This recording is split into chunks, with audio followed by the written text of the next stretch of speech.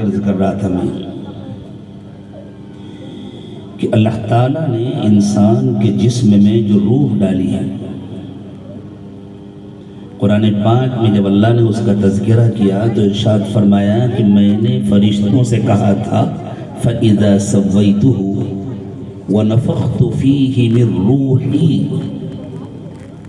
علماء اس نسبت پر توجہ فرمائیں، وَنَفَخْتُ فِيهِ مِن رُوحِي فَقَعُوا لَهُ سَاجِدِينَ، کہ میں نے فرشتوں سے کہا کہ جب آدم کی تخلیق میں مکمل کر لوں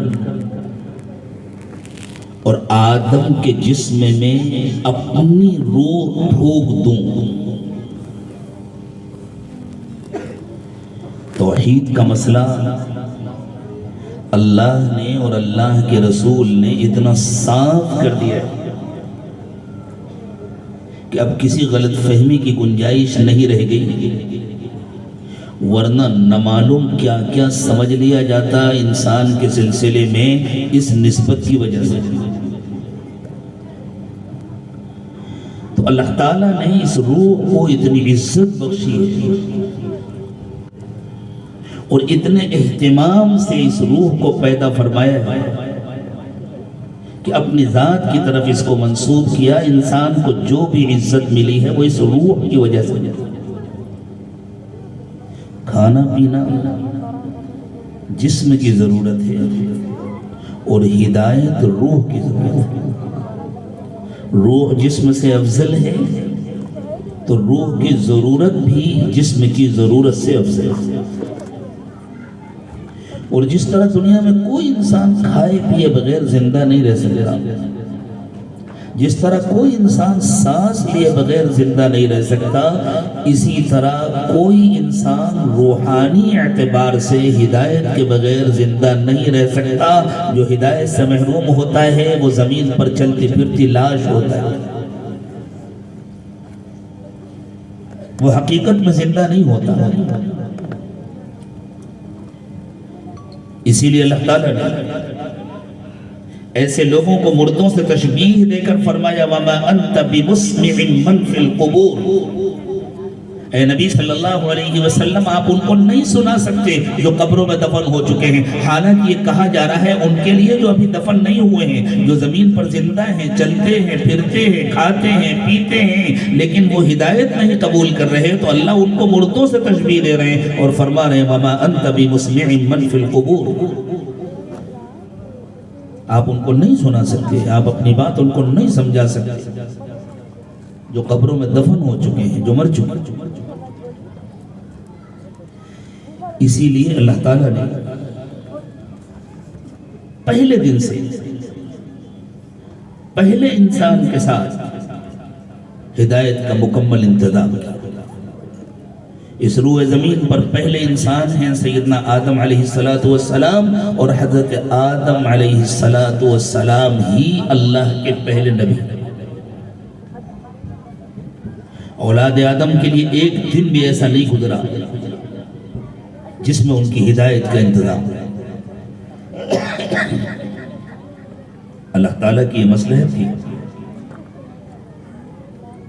کہ انسانوں پر تعلیمات ایک دم سے تھوپ نہ دی جائے، ان کی طاقت سے بڑھ کر ان پر بوجھ نہ ڈال دیا جائے۔ لا یکلف اللہ نفسا الا وسعہا۔ اس لیے ابتدائی دور میں اللہ تعالیٰ نے تھوڑی تھوڑی تعلیم دی، تدریجی طور پر تعلیم دی۔ جیسے جیسے انسان کی طاقتیں صلاحیتیں بڑھتی رہی، جیسے جیسے انسان کے تحمل میں اضافہ ہوتا رہا، اسی کے ساتھ ساتھ اللہ تعالیٰ کی طرف سے مزید تعلیمات بھی ملتی رہی، مزید ہدایت کا سامان بھی ملتا رہا۔ جسمانی زندگی میں بھی ہم اس کو دیکھ لیں، انسان ہر وقت غذا کا محتاج ہوتا ہے، لیکن چھوٹا بچہ ماں کا دودھ پیتا ہے، وہ جانور کا دودھ بھی ہضم نہیں کر پاتا، پھر وہ جانوروں کا دودھ پینے لگتا ہے، پھر ایک وقت آتا ہے کہ وہ روٹی کھاتا ہے، سالن کھاتا ہے، گوشت کھاتا ہے، ثقیل غذائیں کھاتا ہے۔ پہلے دن سے اگر یہ غذائیں اس کو دی جائیں تو شاید وہ دودھ پینے کے قابل بھی نہیں رہ جائے گا، وہ زندہ نہیں رہ جائے گا۔ جس طرح جسمانی اعتبار سے اس کی غذاؤں میں آہستہ آہستہ اضافہ کیا جاتا ہے، بالکل اسی طرح اللہ تعالیٰ نے انسان کی روحانی غذاؤں میں بھی آہستہ آہستہ اضافہ فرمایا۔ انسان کا مسئلہ یہ ہے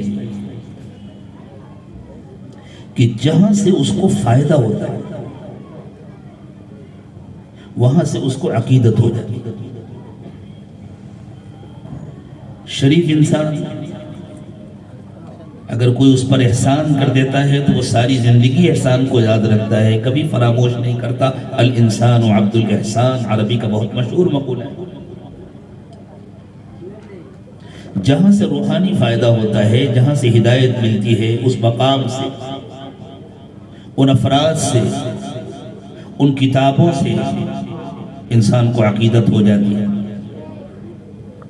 اور کسی کو اس کے مرکز عقیدت سے جدا نہیں کیا جا سکتا۔ انسان جان دے دیتا ہے لیکن اپنی عقیدتوں کے مرکز سے اپنا رشتہ نہیں توڑتا، چونکہ اللہ تعالیٰ کا یہ طے تھا کہ ہدایت کا سامان تدریجی طور پر آہستہ آہستہ تکمیل کے مراحل طے کرے گا، اور اس کا خطرہ تھا کہ انسانوں کو جہاں سے ہدایت ملے گی اگلی نسلیں اس کو چھوڑنے کے لیے تیار نہیں ہوں۔ اس لیے اللہ نے یہ انتظام فرمایا کہ ان کے پکڑنے کے لیے کچھ باقی نہ رکھا جائے۔ جن چیزوں سے ان کو ہدایت ہے، جن شخصیات سے ان کو ہدایت ہے، وہ چیزیں، وہ کتابیں، وہ تعلیمات، شخصیات کی زندگیاں، ان کی سیرتیں، ان سے واپس لے لی جائیں، ان کے پاس موجود نہ رہیں۔ اس لیے یہ اللہ تعالیٰ کا تکوینی فیصلہ تھا کہ ہر نبی کی سیرت ذہنوں سے بھلا دی جائے، ہر کتاب بھلا دی جائے، اس لیے کہ ہر کتاب کے بعد دوسری کتاب کی ضرورت تھی، ہر پیغمبر کے بعد دوسرے پیغمبر کی ضرورت تھی، ایک نبی کی سیرت کے بعد دوسرے نبی کی سیرت کی ضرورت تھی۔ ہم ان کے درمیان تقابل اور تفاضل نہیں کرتے، ہر نبی کی سیرت اپنے وقت میں مکمل تھی۔ جیسے کسی نوجوان کو اس کا وہ کپڑا نکال کر دیا جائے جو اس کے لیے بنا تھا 2 سال اور 3 سال کی عمر میں، تو وہ اس کو دیکھ کر ہنسے گا، وہ اسے پہن نہیں سکتا، لیکن وہ یہ نہیں کہہ سکتا کہ میرے لیے یہ چھوٹا کپڑا کیوں بنایا گیا تھا۔ جس وقت بنایا گیا تھا اس وقت چھوٹا نہیں تھا، اس وقت کی ضرورت کے اعتبار سے وہ بالکل مکمل تھا، اب قابل استعمال نہیں ہے۔ بالکل اسی طرح جس زمانے میں اللہ تعالیٰ نے کسی نبی کو مبعوث فرمایا، اس زمانے کے لیے پیغمبر کی سیرت بالکل مکمل تھی، بعد والوں کے لیے وہ قابل عمل نہیں رہی، اس لیے کہ پھر اللہ تعالیٰ نے اس میں کچھ اور اضافہ فرما دیا، اس کے بعد کچھ اور اضافہ فرما دیا۔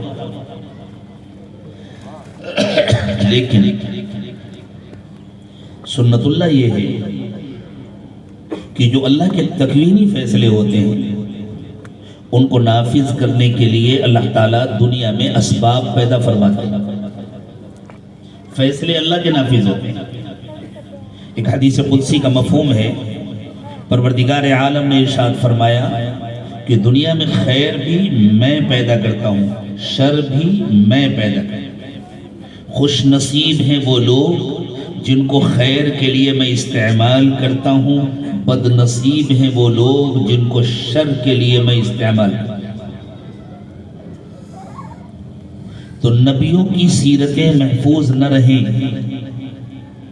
آسمانی کتابیں محفوظ نہ رہیں، یہ اللہ کا تکوینی فیصلہ ہے۔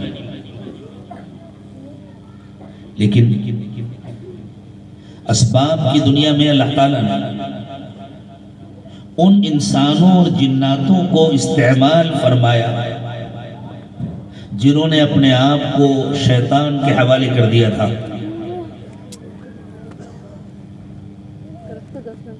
ماشاءاللہ بڑی اچھی مصروفیت ہے ان بچوں کی.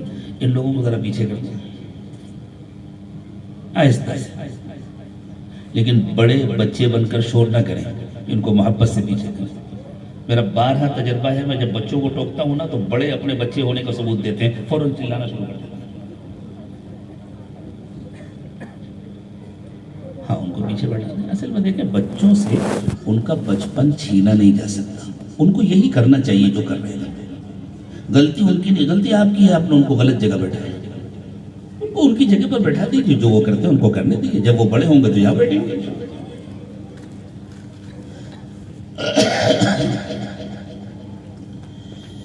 استعمال فرمایا پروردگار عالم نے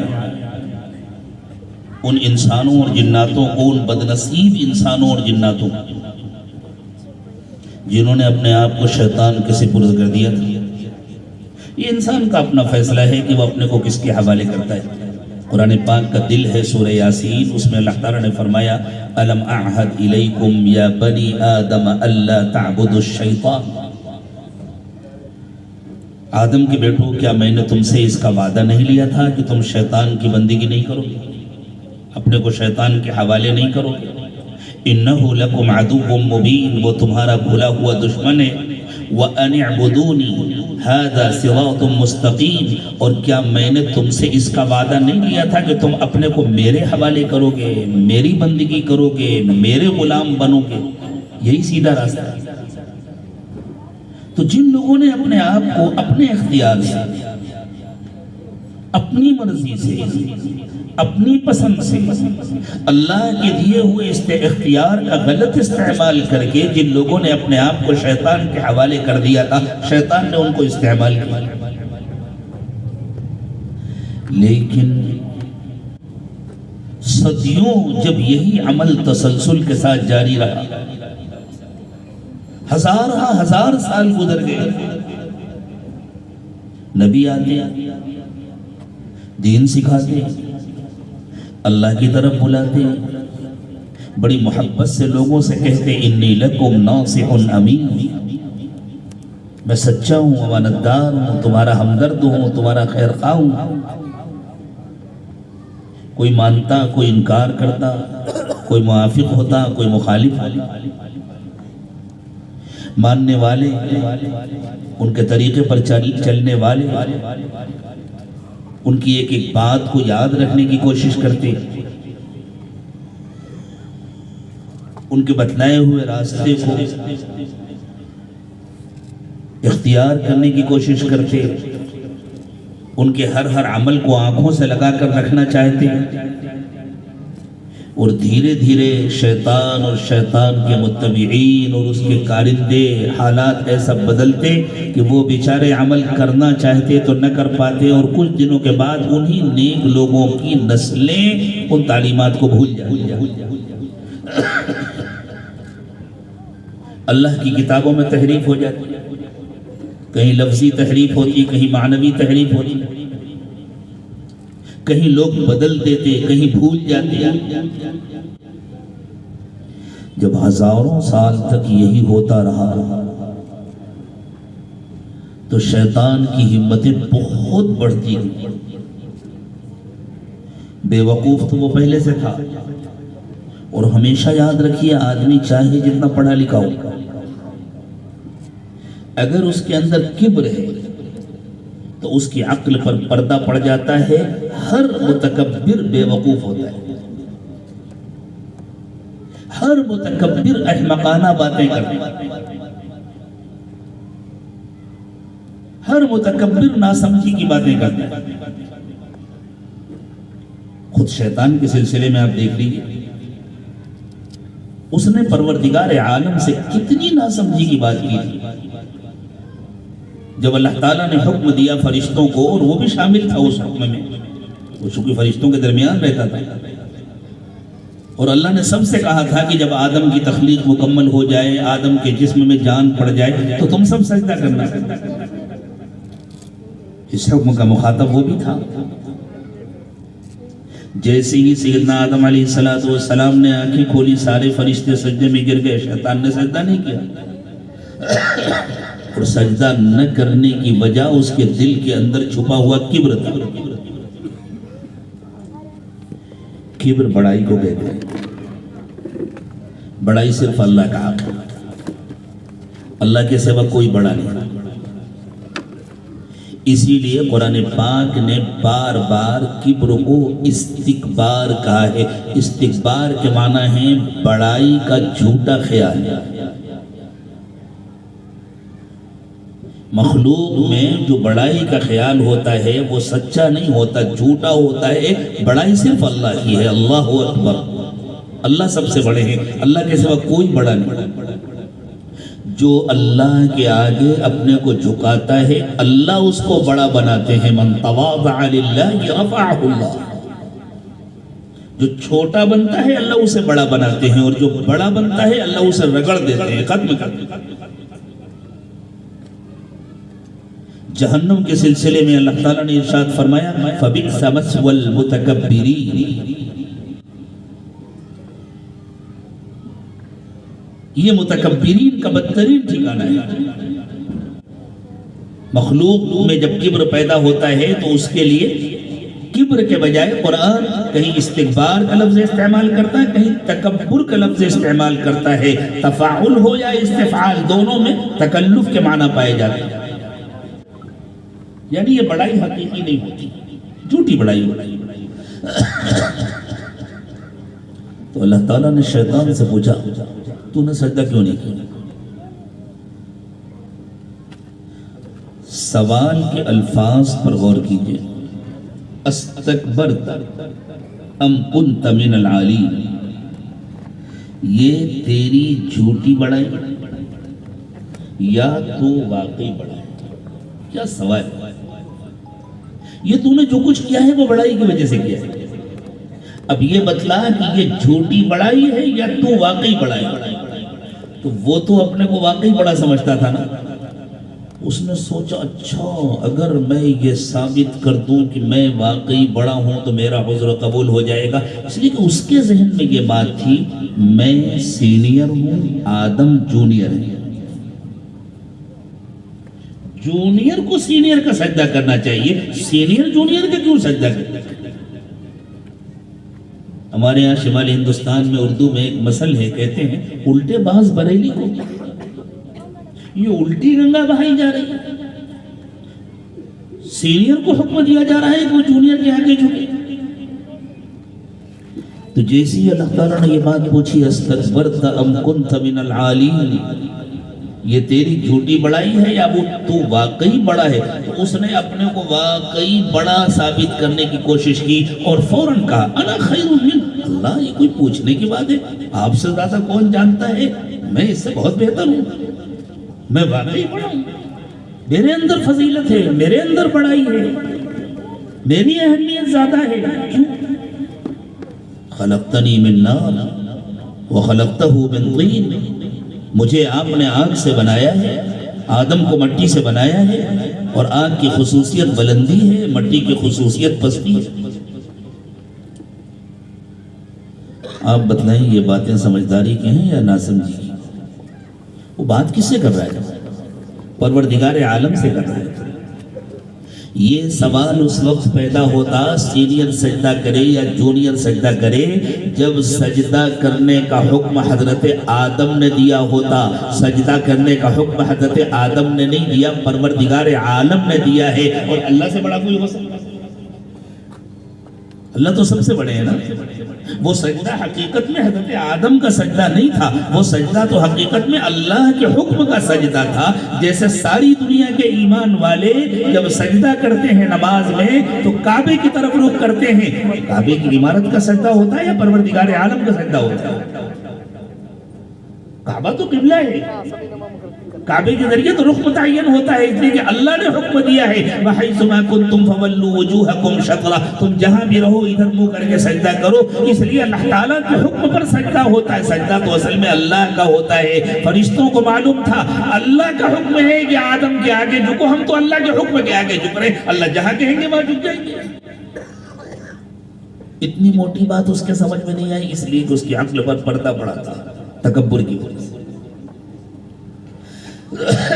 تو شیطان کی عقل پر چونکہ پردہ پڑا ہوا تھا، اس لیے اتنی موٹی بات اس کے سمجھ میں نہیں آئی کہ اگر اللہ کتابوں کی حفاظت کرنا چاہتے تو میں ان کو نہیں بدلا سکتا تھا، میں ان کو نہیں بلوا سکتا تھا، میں ان کو نہیں مٹا سکتا تھا۔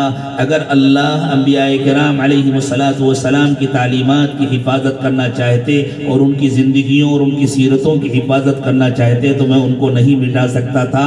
شیطان کی ہمت اور جرت بہت بڑھتی گئی اور وہ یہ سمجھتا رہا میں نے تو نعوذ باللہ اللہ تعالیٰ کو تنگ کیا ہوا ہے۔ دیکھو ایک کے بعد ایک نبی بھیجتے ہیں، میں نبی کی تعلیمات کو بھلوا دیتا ہوں، ایک کے بعد ایک کتاب بھیجتے ہیں، میں کتاب ختم کر دیتا ہوں، نبی کی زندگی بھلا دیتا ہوں۔ اس طرح شیطان کی ہمتیں بڑھتی جا رہی تھی اور اللہ اس کو اور چھوٹ دے رہے تھے، اس لیے کہ اللہ کی طرف سے مصلحت یہی تھی۔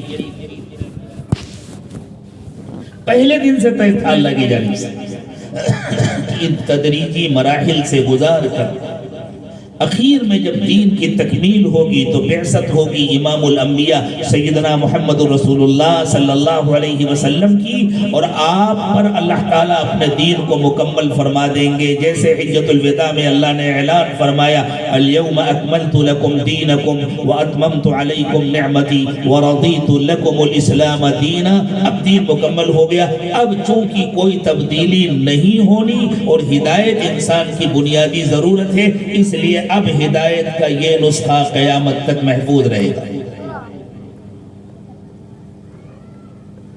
اتنے دنوں تک جو شیطان کی ہمت بڑھی ہوئی تھی، اس کی جرت بڑھی ہوئی تھی، اور وہ یہ سمجھتا تھا کہ گویا میں نے اللہ کو تنگ کیا ہوا ہے، میں نے اللہ کو بے بس کر دیا ہے، میں نے اللہ کو عاجز کر دیا ہے۔ پریشان ہو گئے اللہ تعالیٰ۔ وہ نبی بھیجتے ہیں، میں نبی کی زندگی ختم کر دیتا ہوں، وہ کتاب بھیجتے ہیں، میں کتاب ختم کر دیتا ہوں۔ تو وہ تو یہ سمجھ رہا تھا یہ کئی دن کا ہے، یہ قرآن 100 سال بھی باقی نہیں رہے گا۔ حضرت محمد صلی اللہ علیہ وسلم کی زندگی کتنے دن لوگوں کو یاد رہے گی؟ میں وہی کروں گا جو اب تک کرتا چلا آیا ہوں۔ یہ شاہانہ اعلان ہوتا ہے بے وقوفو، عقل کے ناخون لو، اب تک جو ہوا وہی ہماری پالیسی تھی، اب بدل گئی ہے ہماری پالیسی۔ اب تک ہم یہی چاہتے تھے کہ یہ سب کچھ باقی نہ رہے، لیکن یہ الزام اللہ اپنے فرمانبردار بندوں کو نہیں دینا چاہتے۔ اس کا بوجھ اللہ تعالیٰ اپنا کہنا ماننے والوں اور اپنی اطاعت کرنے والوں پر نہیں ڈالنا چاہتے تھے، اس لیے یہ کام اللہ تعالیٰ نے ان بد نصیبوں سے لیا۔ اب ہماری پالیسی بدل گئی ہے، اب نہ تیرے ہاتھ پیر توڑے جائیں گے، نہ تجھ سے وسائل چھینے جائیں گے، نہ تیری طاقت سلب کی جائے گی۔ پہلے سے زیادہ اپنے متبعین کو جمع کر لے اور جتنے وسائل ممکن ہیں وہ سارے وسائل اختیار کر لے۔ نئے نئے وسائل تجھے دیے جائیں گے، نئے نئے مواقع تجھے دیے جائیں گے، لیکن ہمارا اعلان ہے اب ہم نے اس کتاب کی حفاظت کا فیصلہ کر لیا ہے، اس کا کوئی حرف بدلا نہیں جا سکے گا، اس لیے کہ یہ ہمارا فیصلہ ہے، جو ہو سکے وہ کر لو۔ انا نحن نزلنا الذکر وانا لہ لحافظون، اس نصیحت کو ہم نے اتارا ہے، ہم اس کی حفاظت کی۔ یہ پروردگار عالم کا شاہانہ اعلان ہے۔ تو پہلے بھی جو کچھ ہو رہا تھا وہ اللہ کی مرضی سے ہو رہا تھا، اب بھی جو کچھ ہو رہا ہے وہ اللہ کی مرضی سے ہو رہا ہے۔ پہلے اللہ چاہتے تھے حفاظت نہ ہو تو اللہ نے شیطان اور اس کے متبعین کو اپنے اس فیصلے کے نفاذ کے لیے استعمال فرمایا۔ اب اللہ چاہتے ہیں کہ حفاظت ہو تو اللہ نے اپنے عاشق بندوں کو استعمال فرمایا، نبی اکرم صلی اللہ علیہ وسلم کے وارثوں کو استعمال فرمایا۔ یہ ہے اللہ کا قانون، خیر کے لیے اللہ نیک بندوں کو استعمال فرماتے ہیں، شر کے لیے اللہ بروں کو استعمال فرماتے ہیں۔ اور عجیب بات ہے، استعمال کرتے ہیں اللہ اور کریڈٹ دیتے ہیں بندوں۔ حفاظت کر رہے ہیں اللہ، سارے مدرسے بند کر دیے جائیں، سارے حفاظ ختم کر دیے جائیں، تب بھی قرآن کو ختم نہیں کیا جا سکتا۔ کر کے دیکھ لیا دنیا نے، روس کی مقبوضہ ریاستوں میں 70 سال تک اللہ کا نام لینا جرم تھا، تمام مدارس بند کر دیے گئے تھے، تمام مسجدوں پر تالے ڈال دیے گئے تھے، علماء کو پکڑ پکڑ کر قتل کر دیا گیا. ہم نے وہ مقام دیکھا ہے بخارا میں جہاں ایک ساتھ تقریباً 5000 علماء، جہاں پورا مارکیٹ بنا ہوا ہے، جن کمروں میں بچے رہتے تھے، جہاں قال اللہ اور قال الرسول کی صدائیں گونجا کرتی تھیں، وہاں اب سیاح گھومتے پھرتے اور مارکیٹ بنا ہوا. پولیس والے آتے تھے، چھوٹے بچوں کو ٹافی دے کر، چاکلیٹ دے کر کے ان سے پوچھتے تھے تمہارے ابا نماز پڑھتے؟ اگر بچے نے گردن ہلا دی کہ ہاں پڑھتے ہیں تو ان کو کسی اور ثبوت کی ضرورت نہیں ہوتی تھی. ابتدا میں تو ایسے گھر والوں کو پکڑ کر کے سزائے موت دی جاتی تھی، پھانسی دے دی جاتی، بعد میں بھی سخت سزائیں دی جاتی. دینداروں کا حال یہ تھا کہ وہ دن بھر کی نمازیں رات میں چھپ کر اپنے بچوں کے سونے کا انتظار کرتے تھے جب چھوٹے بچے بھی سو جائیں، اس لیے کہ ان بچوں کو کیسے سمجھائیں کہ کسی کو بتلانا نہیں، تو کمرہ بند کر کے وہ بیچارے نمازیں پڑھتے. 70 سال رہا ایسا ماحول. ایسے ماحول میں کوئی حافظ قرآن ہونا چاہیے. قرآن کا کوئی نسخہ نہیں تھا ان کے پاس. میرے شیخ حضرت بھی ذوالفقار صاحب دامت برکاتہم نے ارشاد فرمایا کہ ایک مرتبہ اس علاقے میں حضرت کہیں تشریف لے گئے تو اس علاقے میں حضرت کے بار بار سفر ہوئے. ہمارا خود بھی حضرت کے ساتھ ہی سفر ہوا. تو ابتدا میں جب وہ ریاستیں آزاد ہوئی تھیں، حضرت کہیں تشریف لے جا رہے تھے، کسی بوڑھی عورت نے حضرت کو دیکھا تو اسے اندازہ ہوا کہ شاید یہ مسلمان ہیں اور باہر کے مہمان لگتے ہیں. تو اس نے روک کر کے پوچھا، جو بھی ساتھ میں تھے انہوں نے ترجمہ کیا اور اس نے پوچھا آپ مسلمان ہیں، باہر سے آئے ہیں، تو کیا آپ کے پاس قرآن ہے؟ حضرت کے بیگ میں بھی ایسا چھوٹا یہ قرآن موجود رہتا تھا. حضرت نے فوراً بیگ کھولا، قرآن نکالا، دیکھا، کہا میں لے سکتی ہوں ہاتھ میں؟ اس کو دے دیا. اس نے قرآن لیا اور بس زارو قطار رونے لگی، کبھی چومتی، کبھی سینے سے لگاتی، کبھی سر پر رکھتی. تو حضرت کو تعجب ہوا. ترجمانوں سے پوچھا اس سے معلوم کرو کہ بات کیا. اس نے کہا میری تمنا تھی کہ مرنے سے پہلے ایک مرتبہ قرآن کا دیدار کروں. آج زندگی میں پہلی بار میں نے قرآن دیکھا. آج میں نے زندگی میں پہلی بار قرآن دیکھا ہے. میری یہ تمنا تھی کہ مرنے سے پہلے ایک مرتبہ قرآن دیکھ لوں. اللہ نے میری یہ تمنا پوری کر دی. ایسے ماحول میں جب یہ ریاستیں آزاد ہو گئیں تو ہمارے پڑوس کے ملک کے ایک انجینئر صاحب تھے، وہاں کی کسی ریاست نے ان کو بلایا اپنے یہاں سرکاری کام سے. وہ گئے ہوئے تھے، ہوٹل میں ٹھہرے تھے. اس وقت تک وہاں مسجدیں نہیں کھلی تھیں، اب تو الحمدللہ مسجدیں کھل گئی، مدرسے کھل گئے. تو وہ بیچارے اپنے ہوٹل میں تنہا نماز پڑھ لیتے تھے. جب جمعے کا دن آیا تو انہوں نے کہا کہ بھائی مجھے معلوم ہے کہ جمعے کے دن بھی مجھے نماز اکیلے ہی پڑھنی ہے، لیکن میں ہوٹل میں نہیں پڑھوں گا، میں کسی مسجد میں پڑھوں گا. قریب کی ایک مسجد میں گئے، جا کر معلوم کیا تو پتہ چلا کہ مسجد تو بند ہے، ابھی حکومت کی جانب سے کھولنے کی اجازت نہیں ملی. فلاں صاحب کے پاس اس کی چابی ہے. انہوں نے جا کر کہا مجھے چابی دے دو. انہوں نے پوچھا کہ بھائی کیا کرو گے؟ کہا میں اذان دوں گا پھر نماز پڑھوں گا. تو وہ شخص ڈر گیا. اس نے کہا اس کی بالکل اجازت نہیں، آپ گرفتار ہو جائیں گے. کہا مجھے اس کی کوئی پرواہ نہیں ہے، میں درخواست دے کر کے نہیں آیا ہوں، مجھے یہاں بلایا گیا ہے، میں حکومت کا مہمان ہوں. حکومت رکھنا چاہے رکھے، واپس کرنا چاہے واپس کرے، لیکن بلانے والوں کو تو پتہ ہے نا کہ میں مسلمان ہوں، اس لیے میں اذان دوں گا، نماز پڑھوں گا. انہوں نے جا کر مسجد کھولی، بلند آواز سے اذان دی اور پھر اکیلے نماز پڑھی. پھر ان کے ساتھ کچھ نہیں ہوا. جب انہوں نے اذان دی تو قریب کے گھروں سے کچھ مرد کچھ عورتیں نکل کر کے آئے اور مسجد میں جھانک کے دیکھنے لگے، اس لیے کہ ان میں سے کتنے تھے جو بڑی عمر کو پہنچ گئے تھے اور انہوں نے اپنی زندگی میں پہلی مرتبہ اپنے محلے میں اذان کی آواز سنی.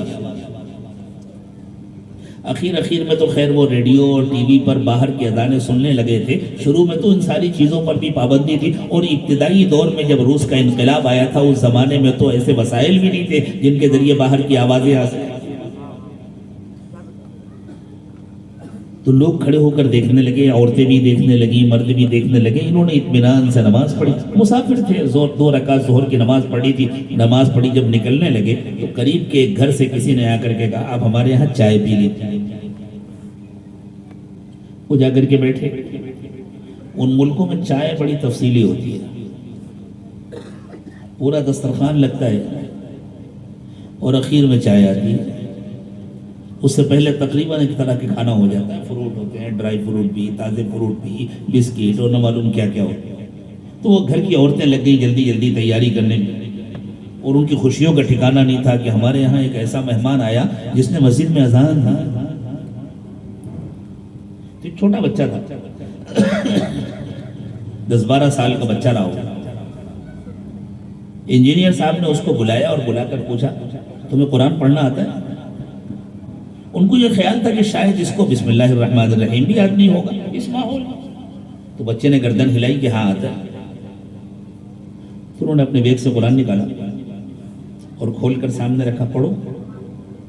اب وہ بچہ کبھی قرآن کو دیکھ رہا ہے، کبھی ان کو دیکھ رہا ہے۔ پھر پوچھا تمہیں قرآن پڑھنا آتا ہے؟ اس نے پھر اشارہ کیا آتا ہے۔ تو ان کو تعجب ہوا، کہہ رہا ہے قرآن پڑھنا آتا ہے اور پڑھ نہیں سکتا۔ تو ان کو یہ خیال ہوا ہو سکتا ہے جیسے ہمارے یہاں ہوتا ہے نا کہ شروع کے ایک آدھ پارے پڑھا دیے گئے ہیں یا آخر کے ایک آدھ پارے پڑھا دیے گئے ہیں، تو آخری پارہ کھولا کہ 30واں پارہ کھول کر کے وہ رکھا تو وہ بھی نہیں پڑھا، پھر پہلا پارہ کھول کر کے سامنے رکھا تو وہ بھی نہیں پڑھا۔ پھر انہوں نے پوچھا کہ بیٹا تم کو قرآن پڑھنا آتا ہے؟ اس نے پھر اشارہ کیا آتا ہے۔ اتنے میں اس بچے کے باپ آئے، انہوں نے دیکھا کہ بچہ حیرت سے مہمان کو دیکھ رہا ہے، مہمان حیرت سے بچے کو دیکھ رہے ہیں۔ پوچھا بھئی کیا بات ہے؟ کہ میں آپ کے بچے سے پوچھ رہا ہوں کہ تم کو قرآن پڑھنا آتا ہے تو کہہ رہا ہے آتا ہے، میں قرآن سامنے رکھ رہا ہوں تو یہ پڑھ نہیں پا رہا۔ تو انہوں نے مسکرا کر کہا میرے بچے نے آج تک زندگی میں کبھی قرآن نہیں دیکھا، اس لیے کیسے پڑھ سکتا ہے؟ کہ پھر یہ کیوں کہہ رہا ہے کہ قرآن پڑھنا آتا ہے؟ کہ آپ زبانی پوچھئے، یہ حافظ قرآن ہے۔ میرے بچے نے زندگی میں کبھی قرآن نہیں دیکھا اور یہ حافظ قرآن ہے۔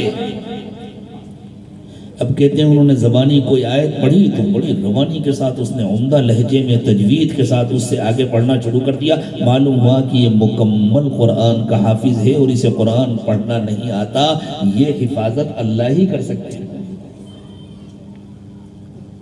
ایسے ماحول میں حفاظ جب وہ ریاستیں آزاد ہوئی تو ان میں سے کسی ایک ریاست کا واقعہ ہے جس کا نام اس وقت میرے ذہن میں نہیں، روس سے جو ریاستیں آزاد ہوئی ان میں سے ایک ریاست، وہاں کے حکمرانوں نے یہ طے کیا کہ ذرا ہم یہ معلوم کریں کہ ہمارے ملک میں حفاظ کتنے ہیں۔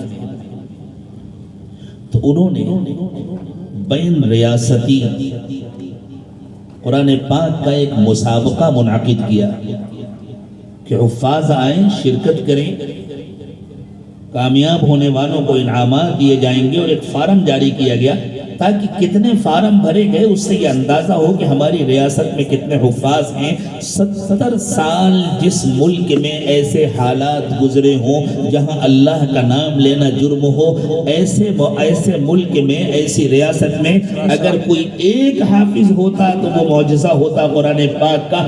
14,000 فارم بھرے گئے۔ اسرا 14,000۔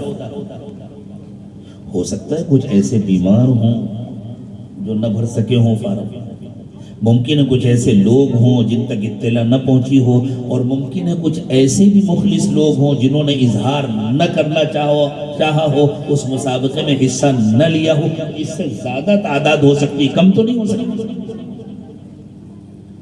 یہ ہے اللہ کا اعلان، اِنَّا نَحْنُ نَزَّلْنَا الذِّكْرَ وَإِنَّا لَهُ لَحَافِظُونَ۔ اللہ اکبر۔ آج اگر کسی کتاب پر تحقیقی کام کرنا، علماء جانتے ہیں، حضرت امیر شریعت تشریف فرمائے جن کی پوری زندگی علم کی خدمت میں، تدریس میں گزری، کسی کتاب کی تحقیق کا کام کتنا مشکل ہوتا ہے۔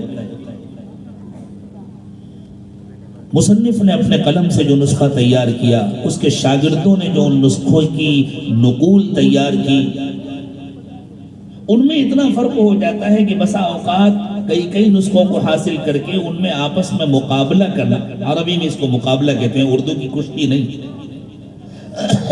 ان کو آپس میں ملانا ایک دوسرے سے نہایت مشکل کام ہوتا ہے، برسا برس لگ جاتے ہیں اس میں۔ اور بسا اوقات نسخوں کے درمیان جب تبدیلیاں ہوتی ہیں، جملے بدلے ہوئے ہوتے ہیں، تو یہ طے کرنا مشکل ہو جاتا ہے کہ صحیح جملہ کیا ہے۔ کمپیوٹر کے آنے کے بعد لوگوں نے یوں سمجھا کہ تقریباً 1400 برس گزر رہے ہیں. جب قرآن کی طباعت نہیں ہوتی تھی، ہاتھ سے لکھے جاتے تھے، تو کچھ تو فرق ہوگا نسخے میں. تو ساری دنیا کے نسخے جمع کیے گئے. سیدنا عثمان ابن عفان رضی اللہ تعالی عنہ کی حیات طیبہ میں جو قرآن پاک کے نسخے تیار کیے گئے تھے، جس کو مصحف عثمانی کہتے ہیں، اور وہ نسخہ جس کی خود تلاوت فرما رہے تھے امیر المومنین سیدنا عثمان ابن عفان رضی اللہ تعالی عنہ، جس وقت دشمنوں نے، بدنصیبوں نے ان پر حملہ کیا اور انہوں نے جام شہادت نوش فرمایا اور ان کا خون قرآن پاک کے ان جملوں پر گرا، فَسَيَكْفِيكَهُمُ اللَّهُ وَهُوَ السَّمِيعُ الْعَلِيمُ، عثمان بے فکر رہنا، ان سب سے تمہاری طرف سے ہم نمٹ لیں گے. اللہ سنتے بھی ہیں، جانتے بھی ہیں. وہ نسخہ بھی محفوظ ہے، تاشقند کی لائبریری میں رکھا ہوا ہے، وہاں کے عجائب گھر میں. اور اللہ کے فضل سے اس کو دیکھنے کا بھی اللہ تعالیٰ نے موقع عطا فرمایا. اس زمانے سے لے کر کے اس زمانے تک پوری دنیا کے مختلف علاقوں کے قلمی نسخے بھی جمع کیے گئے. پھر جب پریس کا دور آ گیا تو چھپے ہوئے نسخے بھی جمع کیے گئے، اور یہ کوشش کی گئی کہ پوری دنیا کے ان نسخوں میں کہیں پر کوئی فرق مل جائے اور ہمیں شور کرنے کا موقع ملے، ہمیں ہنگامہ کرنے کا موقع ملے کہ دیکھو قرآن میں تبدیلی ہوئی ہے. حیرت ہوگی آپ کو، 1400 سال کے سارے تاریخی نسخوں کو جمع کرنے کے بعد کوئی دو نسخے ایسے نہیں تھے جن میں ایک نقطے کا بھی فرق مل جائے. حیران ہو گئے. قرآن پاک میں اور اللہ کی ہی اتاری ہوئی دوسری کتابوں میں کیسا فرق ہے. ہمارے حضرت دامت برکاتہم نے ایک واقعہ سنایا تھا. ایک کاتب تھا جو جس زمانے میں پریس نہیں ہوتے تھے، تو اگر کسی کو کسی کتاب کی کاپی چاہیے تو یا تو خود بیٹھ کر لکھے، یا وہ کاتبین ہوتے تھے، نساخ کہے جاتے تھے، جن کو اجرت دی جاتی تھی کہ آپ اس کتاب کی دوسری کاپی تیار کر دیجیے. آج تو بہت آسان ہو گیا ہے، فوٹو آفسیٹ ہو جاتا ہے، PDF تیار ہو جاتا ہے. اس زمانے میں تو بہت مشکل کام تھا. وہ کاتب لکھتے تھے، اس میں کافی وقت بھی لگتا تھا، اور کبھی کبھی کاتب حضرات اپنی طرف سے اجتہاد بھی فرماتے تھے. ایک کاتب صاحب تھے، وہ مشہور تھے کہ وہ جب کسی کتاب کو نقل کرتے ہیں تو اس میں اصلاح کر دیتے ہیں، اپنی طرف سے کچھ نہ کچھ تبدیلی کر دیتے ہیں اور کہتے ہیں کہ جو غلطی تھی میں نے اس کو ٹھیک کر دیا. ایک صاحب ان کے پاس گئے، قرآن جیسے ہے ایسے ہی نقل کر دیجیے گا، اس میں آپ کو اصلاح نہ کیجیے. انہوں نے کہا آپ کمال کرتے ہیں، اللہ کی کتاب ہے تو میں کون ہوتا ہوں اصلاح کرنے والا، میں تو کہیں غلطی دیکھتا ہوں تو اس کو درست کر دیتا ہوں. اچھی بات ہے. انہوں نے قرآن کا دوسرا نسخہ تیار کیا. جو صاحب دے کر گئے تھے وہ آئے، ان کو ان کی اجرت دی اور کہا کہ بھائی بہت اچھا کیا آپ نے کام کر دیا، یہ بتائیے آپ نے کہیں کوئی تبدیلی تو نہیں؟ کہنے لگے نہیں صاحب، لیکن حیرت ہو گئی، اللہ کی کتاب میں بعض ایسی غلطیاں تھیں کہ مجھ سے برداشت نہیں ہو سکا، بس ان کو صرف ٹھیک کر دیا. اچھا کیا کیا آپ نے؟ کہنے کہ ایک جگہ میں نے دیکھا لکھا تھا وَخَرَّ مُوسَىٰ صَعِقًا، تو خر تو عیسیٰ کے پاس تھا، موسیٰ کے پاس نہیں تھا. عربی زبان میں خر فارسی زبان کا لفظ، فارسی میں خر کے معنی گدھا، اور عربی میں اللہ نے فرمایا وَخَرَّ مُوسَىٰ صَعِقًا فَلَمَّا تَجَلَّىٰ رَبُّهُ لِلْجَبَلِ جَعَلَهُ دَكًّا وَخَرَّ مُوسَىٰ صَعِقًا. جب اللہ تعالیٰ نے پہاڑ پر تجلی ڈالی تو پہاڑ چورا چورا ہو گیا اور حضرت موسیٰ علیہ السلام بے ہوش ہو کر گر گئے. لیکن وہ ناسمجھ کاتب صاحب انہوں نے سمجھا خر تو حضرت عیسیٰ کے پاس، تو کہنے لگے میں نے موسیٰ کاٹ کر عیسیٰ کر دیا. انہوں نے سر پکڑ لیا، بھائی کمال کر دیا آپ نے، اور بتائیے کچھ اور کیا ہے؟ کہنے لگے ہاں کچھ غلطیاں اور تھیں. کیا ہوا؟ سب اللہ کی کتاب ہے، قرآن پاک ہے اللہ کی کتاب ہے، اور اس میں اتنے گندے گندے نام تھے، کہیں فرعون کا نام، کہیں قارون کا نام، اور صاحب جانوروں میں بھی خنزیر. تو یہ پریشان ہو گئے. انہوں نے کہا پھر آپ نے کیا کیا؟ کہنے لگے جہاں فرعون کا نام تھا وہاں کاٹ کر کے میں نے اپنے بہن لے گئی، باقی کا نام لے دی. جہاں قارون کا نام تھا اس کو کاٹ کر کے میں نے اپنے محلے کے ایک بزرگ کا نام لکھ دیا، اور خنزیر کاٹ کر کے میں نے گھوڑا لکھ دیا ہے، اونٹ لکھ دیا ہے، اچھے جانوروں کا نام لکھ دیا۔ ان کاتبوں کا بڑا عجیب حال ہوتا ہے، لیکن ایک زمانہ تھا جب کاتبوں کی ہی حکمرانی تھی، اس لیے کہ ان کے بغیر کام نہیں چلتا تھا۔ حضرت نے ایک واقعہ سنایا کہ ایک کاتب تھا لیکن خود دہریہ تھا، کسی مذہب کو نہیں مانتا۔ اس کے دل میں آیا کہ بھئی مذہب کے بغیر تو کام چلے گا نہیں، میں یہ کیسے طے کروں کہ کون سا مذہب سچا ہے، یہودیت، عیسائیت یا اسلام؟ تو اس نے سوچا آسان بات ہے، مجھے پرکھ لینا چاہیے۔ اس نے ایک بہت خوبصورت تورات کا نسخہ تیار کیا، اور اس کے زمانے میں تورات کا جو نسخہ موجود تھا، تمام تر تحریفات کے بعد اس میں اس نے مزید تحریفات کی، کہیں الفاظ بدلے، کہیں مضمون بدلا، کئی جگہوں پر تبدیلیاں کر کے، اور اس کے بعد بہت خوبصورت لکھا اس نے، کہیں کہیں سونے کے پانی کا بھی استعمال کیا، اس کا حاشیہ بھی بہت خوبصورت بنایا۔ قدیم زمانے میں کاتب اپنا فن دکھاتے تھے، بڑی محنت کرتے تھے۔ آج تو کمپیوٹر کے ذریعے سب کچھ آسان ہو گیا، ایک بٹن دبائیے سب کچھ ہو جاتا ہے، وہاں تو اگر پھول پتیاں بھی بنانی ہے تو کاتب کو بیٹھ کر بڑی محنت سے بنانی پڑتی ہے۔ وہ تیار کیا اور یہودیوں کے بڑے عالم کے پاس پہنچا اور جا کر کے کہا کہ حضور مجھے آپ سے بڑی عقیدت ہے، بڑی محبت ہے، میں نے بہت محنت کر کے آپ کے لیے یہ تورات کا نسخہ تیار کیا ہے، میری تمنا ہے کہ آپ عبادت خانے میں جب پڑھ کر سنائیں تو اسی نسخے کو استعمال فرمائیں، میرے لیے بڑی سعادت کی بات ہوگی۔ وہ بڑے خوش ہوئے، اتنا اچھا، اتنا خوبصورت نسخہ۔ اس کاتب نے 1 سال انتظار کیا، کوئی اشکال، کوئی اعتراض ہوتا ہے؟ کچھ نہیں ہوتا۔ اسے اطمینان ہو گیا یہ اللہ کی کتاب نہیں، یہ محفوظ کتاب نہیں۔ اگر محفوظ ہوتی تو وہ اشکال کرتے نا کہ بھئی تم نے یہ کیا کیا، چل نہیں ویسی۔ اس نے ایک دوسرا نسخہ انجیل کا تیار کیا اور عیسائیت کے ایک بڑے عالم کے پاس جا کر اسی طرح عقیدت و محبت کا اظہار کر کے ان کو دیا، اور 1 سال وہ چرچ میں پڑھا جاتا رہا اور کسی کو کچھ پتہ نہیں چلا۔ اس کے بعد اس نے بہت محنت کر کے ایسے ہی ایک نسخہ قرآن پاک کا تیار کیا، اس میں تبدیلیاں کی، اور ایک بڑے عالم کو جا کر کے دیا کہ حضرت میری درخواست ہے کہ اسی میں آپ تلاوت کرو۔ بہت اچھی بات ہے، انہوں نے تلاوت شروع کر دی۔ اسی دن تلاوت کرتے ہوئے ان کو ایک غلطی نظر آ گئی، وہ حافظ قرآن تھے۔ انہوں نے کہا یہ کیا، یہ تو غلطی ہے۔ دوسرے نسخے کو اٹھا کر کے دیکھا، ملا۔ اگلے دن وہ اس کاتب کے گھر پر پہنچ گیا، دروازہ پر کھٹایا، بھائی نسخہ تو تم نے بڑا خوبصورت تیار کیا، لیکن یہ بتاؤ جاگتے ہوئے لکھا ہے کہ سوتے ہوئے لکھا ہے؟ یہ اتنی بڑی غلطی کر دی تھی، یہ تو پہلے ہی دن مجھے ایک غلطی مل گئی، اور پڑھوں گا تو غلطیاں ملیں گی۔ اس نے کہا حضرت بس جو میں چاہتا تھا وہ مل گیا، مجھے کلمہ پڑھا دیا، مجھے یقین ہو گیا قرآن اللہ کی کتاب۔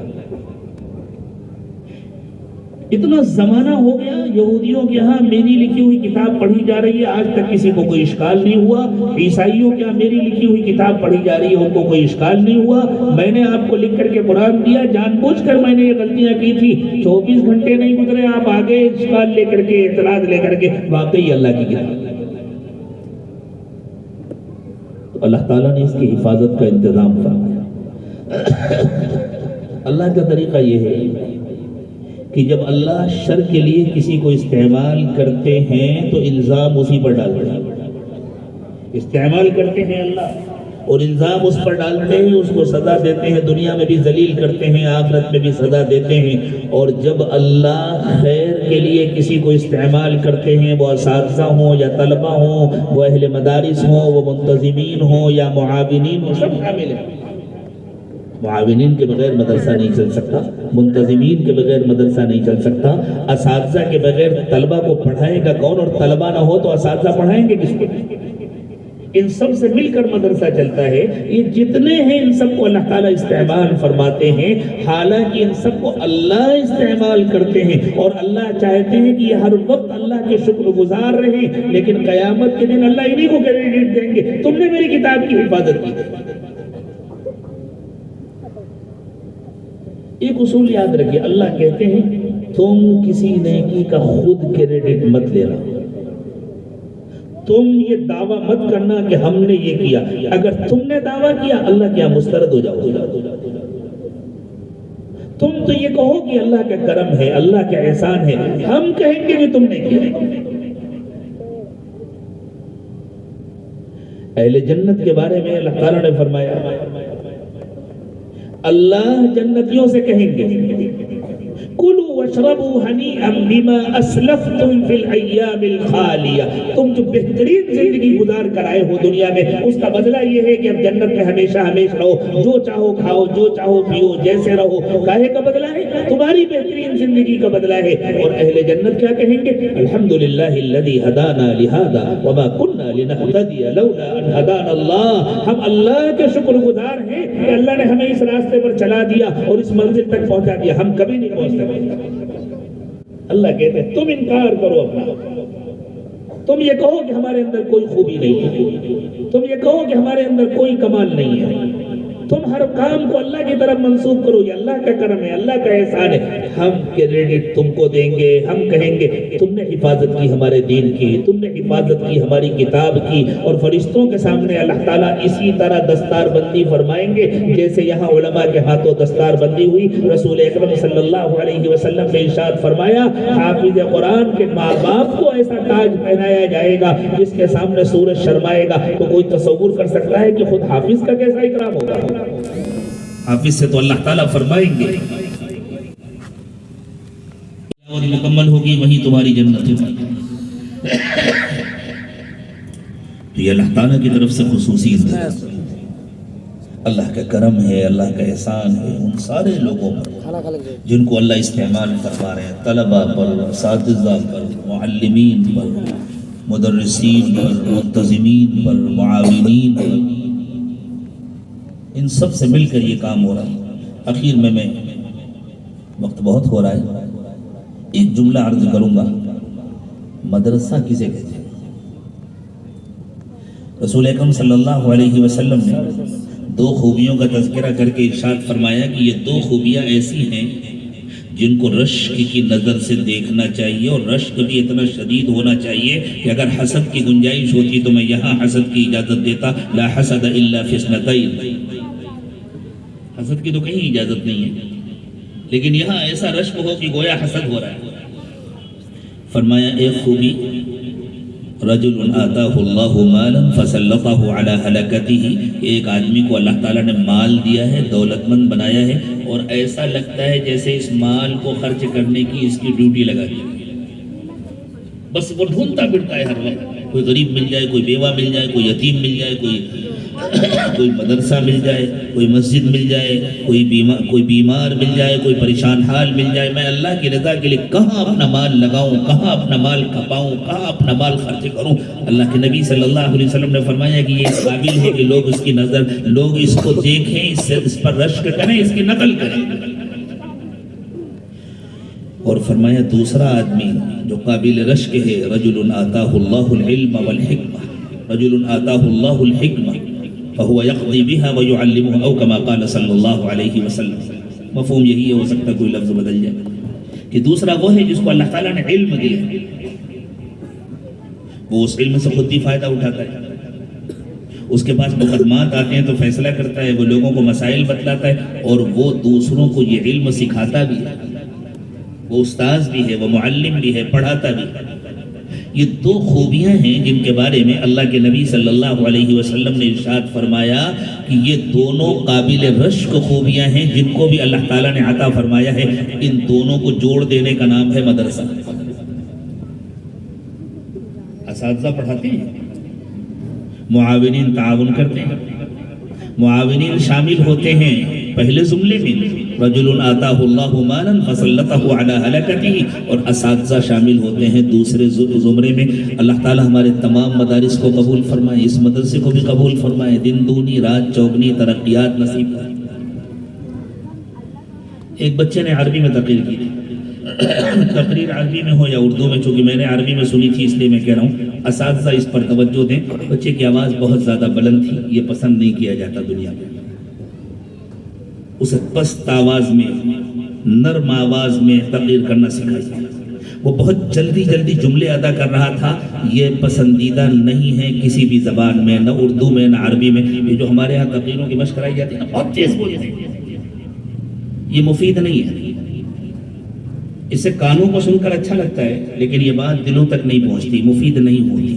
مشق کرائیں. اس زمانے کا جو اسلوب ہے، اس زمانے کا جو طریقہ، آپ دیکھیں ریڈیو پر خبریں کس طرح نشر ہوتی ہیں، جلدی جلدی نہیں بولی جاتی. ٹی وی پر جو نشریات ہوتی ہیں وہ جلدی جلدی نہیں بولی جاتی، کیونکہ صاف بولی جاتی. طلبہ کو آہستہ آہستہ صاف صاف سمجھ کر مؤثر انداز میں بولنے اور لکھنے کی مشق کرائیں، چاہے وہ اردو زبان ہو یا عربی زبان ہو یا کنڑ زبان ہو یا کوئی اور بھی زبان ہو. اللہ تعالیٰ ان محنتوں کو قبول فرمائے، آپ حضرات کی تشریف آوری کو قبول فرمائے، اور اتنی دیر سے آپ حضرات نے اس سما خراشی کو برداشت فرمایا. اللہ اپنے شایان شان اس کا اجر عطا فرمائے. وآخر دعوانا ان الحمد